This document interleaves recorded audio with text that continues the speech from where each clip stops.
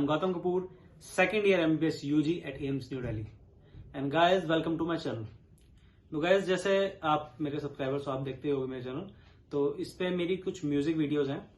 तो मैं बहुत स्कैटर्ड वे में बहुत टाइम गैप दे के इस पे वीडियोस डाल रहा था, इस पे एक्टिव नहीं था. एक्चुअली मैं फर्स्ट ईयर में काफी बिजी था, तो अभी जस्ट हमारा फर्स्ट ईयर ओवर हुआ, सेकंड ईयर स्टार्ट हुआ है, तो अभी उतना प्रेशर नहीं है. तो अब मैं ट्राई करूंगा कि इस चैनल पे एक्टिवली वीडियोस डालूं.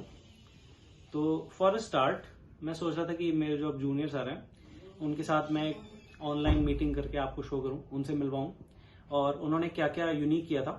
क्योंकि देखो कि जितने अलग अलग मतलब अलग अलग ईयर्स के टॉपर्स हैं, सबकी अपनी अपनी स्ट्रेटेजी है. ठीक है, हर ईयर में क्या होता है कि अलग अलग सिचुएशंस आती हैं. जैसे हमारे में कोविड अलग था, जो अभी अब आ रहे हैं लोग, उनमें कोविड था, उसमें भी कोविड था, हमारे में कोविड था, पर थोड़ा सिचुएशन अलग हो जाता है हर साल. ठीक है, तो अगर हम टाइम के साथ अपग्रेड होते रहे, मतलब नए नए टॉपर्स की वीडियो देखते रहे, तो हमें एक बेटर पर्सपेक्टिव मिलता है, हम बेटर रिलेट कर पाते हैं उनके साथ. तो गाइज, जैसे कि नीट हुए ज्यादा टाइम नहीं हुआ, तो मैंने सोचा कि परफेक्ट टाइम होगा कि मैं आपके लिए टॉपर टॉक सीरीज निकालूं. तो इसके थ्रू मैं क्या करूंगा, आपको अपने जूनियर्स के से मिलवाऊंगा, उनके व्यूज क्या थे, उन्होंने कैसे कैसे प्रिपरेशन की थी और क्या उन्होंने अलग किया था जिसने उनको टॉपर बनाया. ठीक है, ये सब मैं आपके साथ शेयर करने वाला था. क्योंकि क्या है कि अभी काउंसलिंग जस्ट आने वाली है, काफी लोग सोच रहे होंगे ड्रॉप लेने का, काफी लोग अभी सोच रहे होंगे क्या हमने गलती कर दी थी जिसकी वजह से उनका थोड़ा सा सिलेक्शन रह गया, क्या दिक्कत हो गया. ठीक है, तो guys welcome to this topper talks episode 1. तो गाइज, इस एपिसोड में मैं आपको मिलवाने वाला हूँ हमारे NEET AIR1 720 out of 720 the Netflix boy Mrinal Kutteri. तो मृणाल, इंट्रोड्यूस करो अपने आप को. हेलो, मेरा नाम है Mrinal Kutteri. I am 18 years old. I am from Hyderabad, Telangana, and I secured all India rank 1 in NEET UG 2021. हाँ, तो फिर रैपिड फायर क्वेश्चंस पूछना शुरू करते हैं बिना किसी.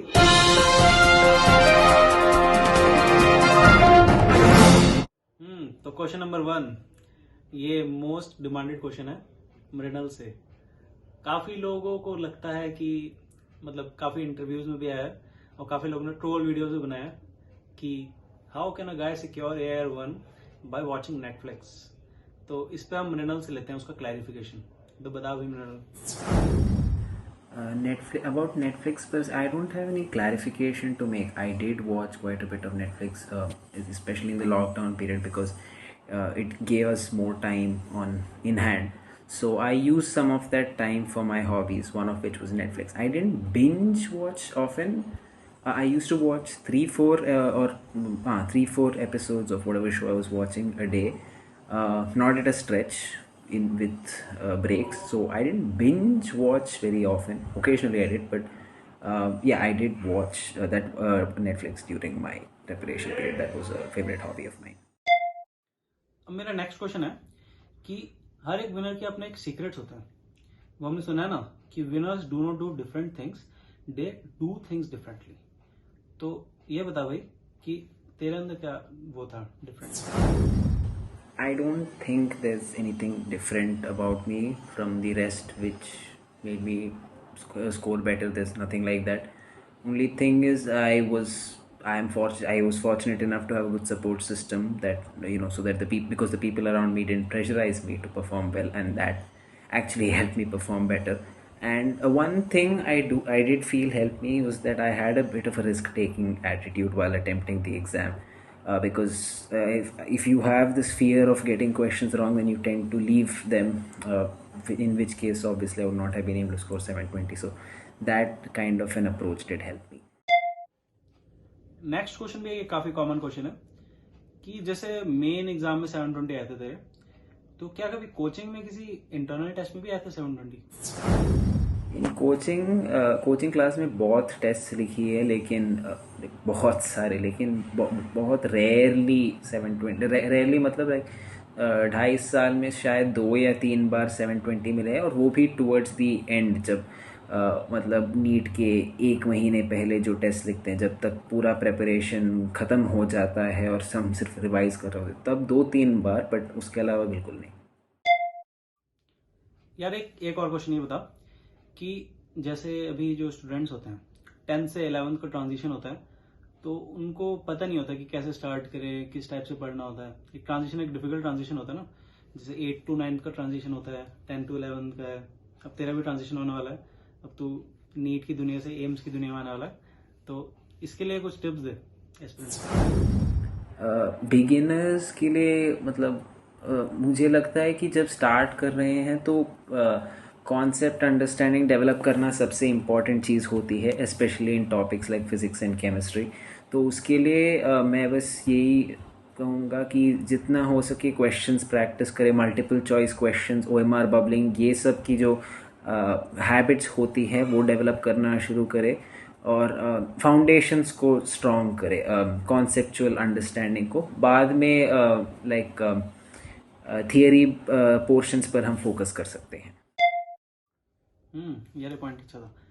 तो अरे यार एक ये भी बता कि काफ़ी जो कॉमन मिस्टेक्स होती हैं जो एस्पिरेंट्स करते हैं, तूने भी की होंगी, तो अपनी मिस्टेक्स से बाकी लोग क्या सीख सकते हैं, ये बताओ उनको। Mistakes to avoid, I guess one thing is कि बहुत लोग, मैंने खुद एनसीईआरटी पढ़ना बहुत लेट स्टार्ट किया था। Thankfully it didn't affect me, but in the beginning when I started writing full portion tests, whatever questions I used to lose वो ज़्यादातर एनसीईआरटी के लाइन से डायरेक्ट उठाते, जो क्वेश्चंस एनसीईआरटी के लाइन से डायरेक्ट उठाते हैं वो टाइप के क्वेश्चंस थे। तो आई गेस कंसेप्चुअल अंडरस्टैंडिंग के लिए जो बुक्स आप रेफ़र करते हैं, चाहे वो इंस्टीट्यूट की स्टडी मटेरियल हो या जो भी हो, वो फॉलो करें, लेकिन एनसीईआरटी पढ़ने की आदत शुरू से ही डाल दी जाए तो अच्छी बात है। सही है। एक ये बता कि स्कूल और कोचिंग को पैरेलल मैनेज करना भी मुश्किल होता है, तो इसके लिए क्या टिप्स देगा स्टूडेंट्स को? स्कूल एंड कोचिंग दोनों को मैनेज करना, दोनों का मतलब सोर्स मटेरियल तो एक ही होता है एनसीईआरटी, बस फॉर्मेट में थोड़ा अंतर होता है, एक एमसीक्यू एक सब्जेक्टिव। सो वैसे तो दोनों के लिए पढ़ना एक ही बुक होता है। सो उसे मतलब ऐसा कम्प्लीटली डिफरेंट होके ना देखिए, बस दोनों की प्रैक्टिस बनाए रखे, सब्जेक्टिव आंसर्स लिखना और एमसीक्यू सॉल्व करना, बस I think that's the only thing to take care of. बहुत सही यार। यार एक कॉम्पिटिटिव स्ट्रेस को कैसे डील करें, इसके बारे में भी थोड़ा टिप्पणी कर। कंपटीशन के स्ट्रेस को हैंडल करना बहुत इंपॉर्टेंट होता है, it's a very important part of preparation. एक तो ये है कि एग्ज़ाम के टाइम, पढ़ते टाइम एक कूल फ्रेम ऑफ माइंड रखना काफ़ी इम्पॉर्टेंट है। इसके लिए एक तो है कि आपकी फैमिली, आपकी टीचर्स और फ्रेंड्स सब आपको मोटिवेट करते रहे, ये this was one thing I had which I am very grateful for. और उसके अलावा आप भी धैर्य रखें, मतलब ये जो प्रिपरेशन होता है वो 2.5 साल का काम होता है, कभी कभार उससे ज़्यादा भी। सो मतलब मेरे लिए 2.5 साल था because of lockdown and all. तो जर्नी बहुत लंबी होती है, अगर बिगिनिंग में थोड़े मार्क्स घट गए तो प्रॉब्लम नहीं होती है, just that we have to keep going and learn from our mistakes, so that by the time we have to write the final exam, by then we are prepared. So it's a marathon, मतलब all throughout हौसला बनाए रखना काफ़ी important है। हाँ भाई, अब ये बता, नीट में तो 720 आ गए, सेट है सब, फ्यूचर प्लान्स क्या है? डॉक्टर ही बनना है जल्दी आके, या आगे कुछ रिसर्च के भी प्लान्स है? फ्यूचर प्लान्स के बारे में मैंने उतना सोचा नहीं है, मतलब now MBBS I want to pursue at AIIMS Delhi which is my dream college.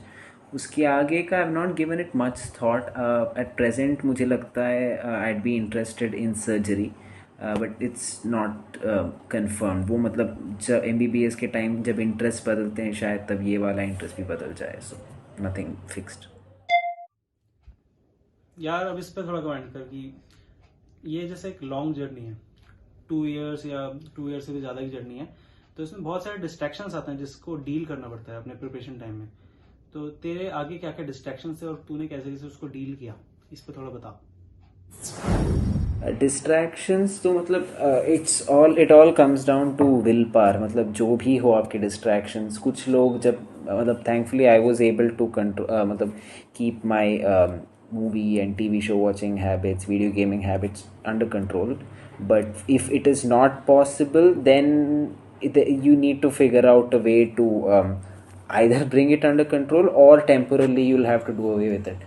everything that you do that you like, you can continue doing it in limited amounts during preparation also, as long as you have the willpower and strength to keep it under control. Motivation के लिए मतलब for me motivation I had that it was the lockdown period, I mean pandemic period, right? So I was seeing how doctors were working tirelessly to help the country, and that served as great inspiration for me, and that was one thing that kept me going. Apart from that, you have to keep motivating yourself constantly, and your family and friends and teachers will hopefully also do the same. चलो यार, mostly मेरे questions तो हो गए हैं। जाते जाते एक क्वेश्चन का और आंसर कर कि रिलेशनशिप पे क्या व्यूज है तेरे, कि जैसे हमने सुना ही है कि मतलब पढ़ने लिखने वाले बंदे रिलेशनशिप से थोड़ा दूर ही रहते हैं, तो तू इस पर थोड़े व्यूज दे अपने। रिलेशनशिप पे मेरे थॉट्स तो उतने हैं नहीं, I've never been in one, so I don't really think I can comment on that. um, I've not really given it much thought actually. अगर हो जाए and each person can find someone who's who fits with them in terms of interest, thought process and also, that's great. But I can't really say much because I've never had the experience of it, so